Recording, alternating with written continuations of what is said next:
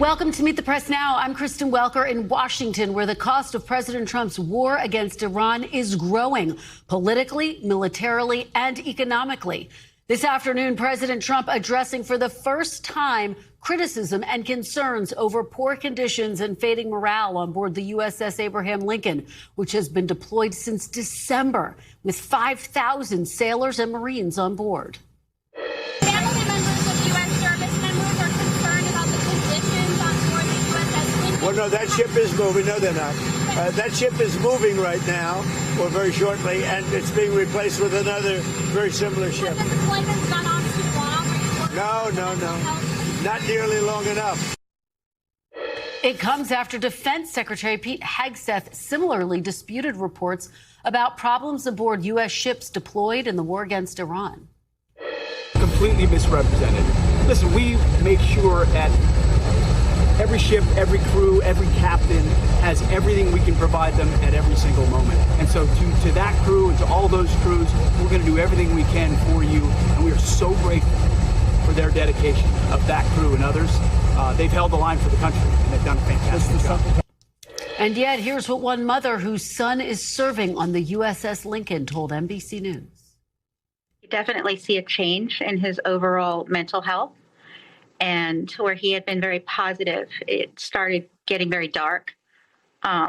He describes the overall experience as a scene out of the American Horror Story, where he feels like everybody is dead, but they don't know it yet. And a lot of concern about when they're going to go home. The Lincoln is now set to be replaced by the USS George Washington in the coming weeks. Meanwhile, the Iran war also continues to drain the military's arsenal. The Washington Post reporting the Pentagon lost 45 Reaper drones, or about a quarter of its fleet, over the course of the war. It adds to the growing list of weapons stockpile concerns facing the Pentagon. And of course, the economic cost of the war is being felt acutely by Americans here at home, as the average cost of gas remains above $4 a gallon and oil prices remain above $80 a barrel. Vice President Vance now saying ending Iran's nuclear program is no longer the #1 goal of this war. Here's what he said yesterday. I know that oil is down today, and it's way down from the highs in the early days of the conflict. That's goal #1. Keep oil and gas cheap for Americans all over our country. And then obviously goal #2 is ensure that Iran never gets a nuclear weapon. It also comes as the political cost of the war for the president and Republicans continues to rise.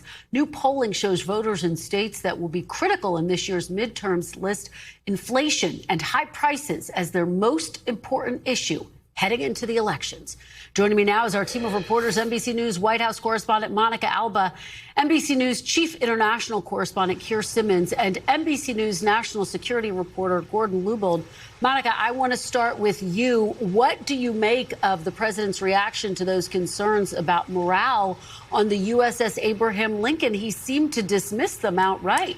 Absolutely, Kristen. And I mean, it's hard not to look at those comments through the lens of that mother of a soldier that you just played in the introduction. What family members must feel when they see those comments for themselves, with the president himself trying to say that what they are saying on the record, on camera, multiple families of these sailors aboard the USS Lincoln is, in the president's view, simply either not to be believed or shouldn't be considered. I think they will find that incredibly dismissive. But then it wasn't just that question. In the follow-up by our own colleague, Julie Sirkin, who did a great job pressing the president there about the length of these deployments, the president said that he didn't believe they were long enough, implying that they could continue to be out at sea when we know that they are being sent an additional USS Washington carrier to swap out with them because of how long they have been on that deployment. So I think these comments are certainly going to be met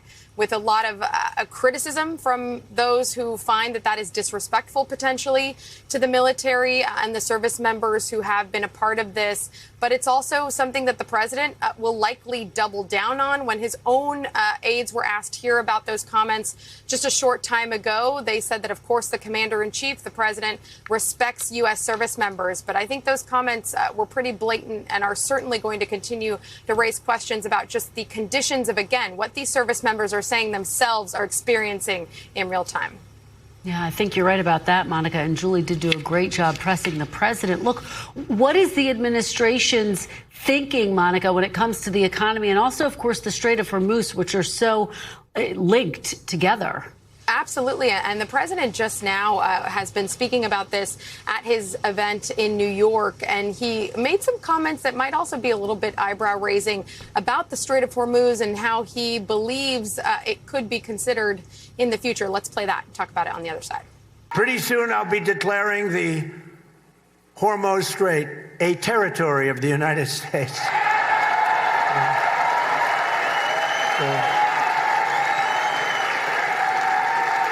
Essentially, that's what it is. We have the blockade. No ships get through unless we want them to. Now, the president has said in recent days, Kristen, that he believes that the Strait of Hormuz is fully controlled by the U.S. He did reference that naval blockade that, of course, we should point out means that many resources and assets and additional military service members will have to be involved in perhaps forever or as long as the U.S. keeps that blockade in place. But really, when the president says that, it's missing the context that the Strait of Hormuz was not operated by the United States, of course, before this conflict began. And there were no issues. It operated without incident as a critical waterway where commercial ships could travel through. And of course, that hasn't been the case since this conflict started. And that has been an economic choke point that this White House is acutely aware of. So it's really missing that overall context. But obviously, the president perhaps joking there, trying to convey that he believes the U.S. has more control than it really does there. Yeah, important context there, Monica. We're also learning Treasury Secretary Scott Bessent may be hinting at some more sanctions against Iran. What are you hearing about that? Yeah, and I mean, this is something that we kind of hear repeatedly. We have obviously seen sanctions imposed on Iran throughout the course of this 6-month war, but it's also something that they sort of pivot back to when they are unsure about how to talk about the timeline and what to expect about what could happen next. The economic pressure, the Operation Economic Fury is sort of a familiar refrain here from the White House and the Treasury Secretary, but so far it doesn't seem that it has had the kind of pressure that they hope it would. Iran has proven to be quite defiantly patient in this case, but this is likely something you will continue to hear from the White House as another tool they say they can continue to use, though, again, to some mixed results. Kristen. Yeah. Absolutely. Monica Alba starting us off at the White House. Monica, thank you so much for your great reporting. As always, Keir Simmons, let me turn to you. I want to get your reaction to that statement from the president just moments ago that the U.S. could potentially declare the Strait of Hormuz U.S. territory. How do you think that's going to be received in the region?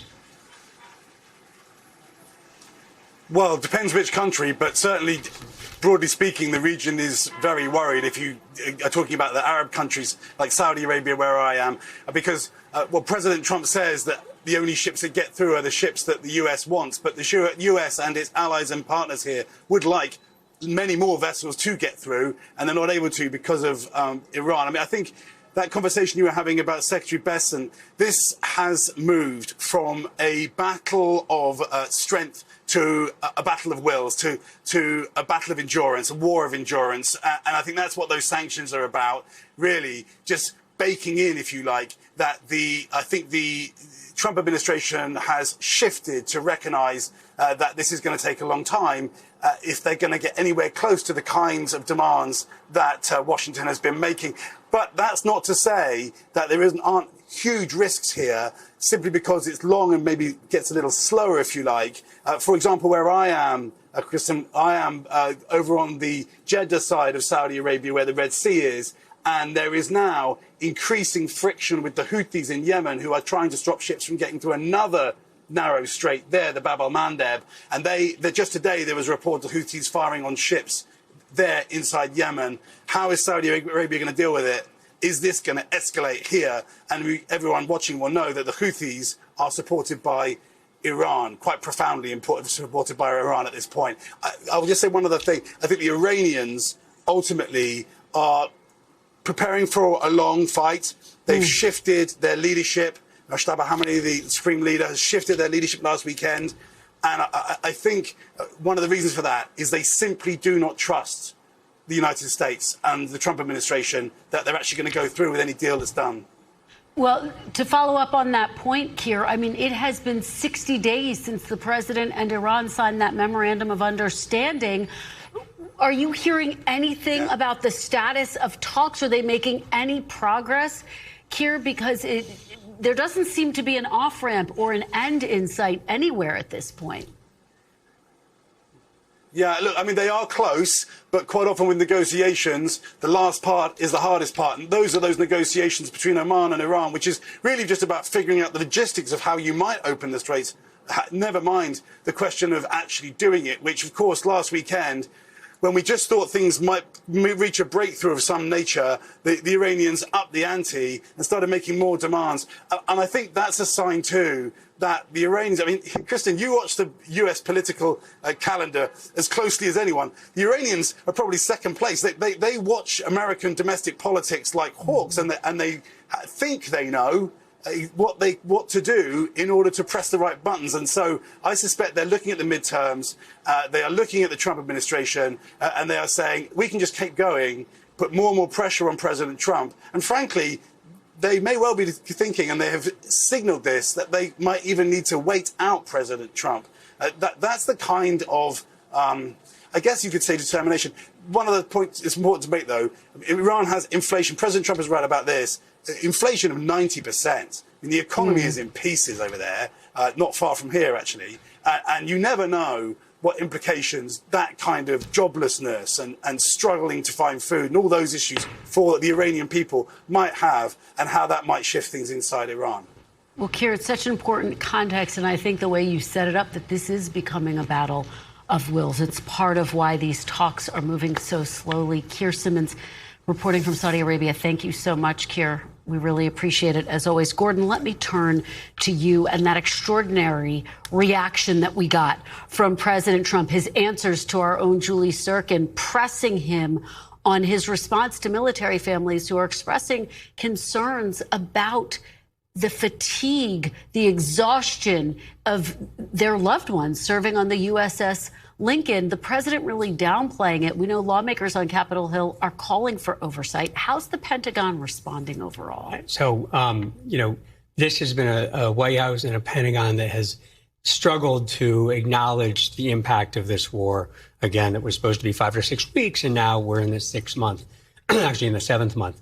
And so, when it comes to munitions, when it comes to the use of munitions, the destruction of bases in the region of U.S. bases and other factors, they don't acknowledging that as a sign of weakness in their mind. And so this is why you're seeing Secretary Hegseth say what he's saying. The stunning kind of comments from the president today to Julie was surprising, because that doesn't have a good look, right, over time.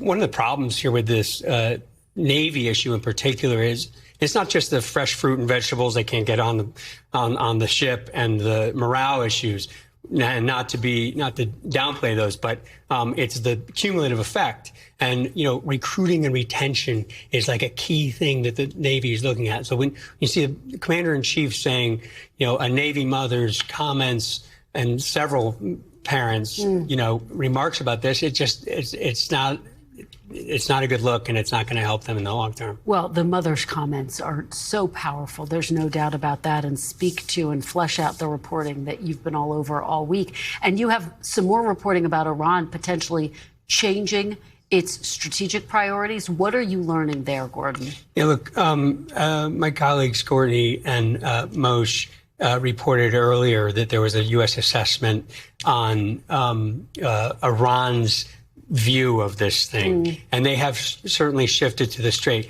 Don't forget that all these years that Iran has been fighting the U.S. kind of in a Cold War in Iraq in particular, and in the region, it's their unconventional capabilities that have always been the issue. So the president and Secretary of Defense Pete Hegseth like to focus on the conventional capabilities they've wiped out over the last 6 months, but it's these unconventional ones, particularly as it relates to the Strait of Hormuz and the ability to create a perception that it's no longer safe. This is the thing that they have trouble countering. And, I think the president was also briefed on what it would take to kind of take the strait by force. And that's not a great proposition. We hear about the president says, or people say that there are few options for the president. This is one of the reasons why, because that would mean enormous number of troops and enormous number of peril for those troops if he were to do that. Yeah, and you think about how that might backfire on the administration, on the president, how unpopular that would be to send in troops. Gordon, thank you so very much. Really appreciate your being here. We thank you for watching. And remember, stay updated on breaking news and top stories on the NBC News app or watch live on our YouTube channel.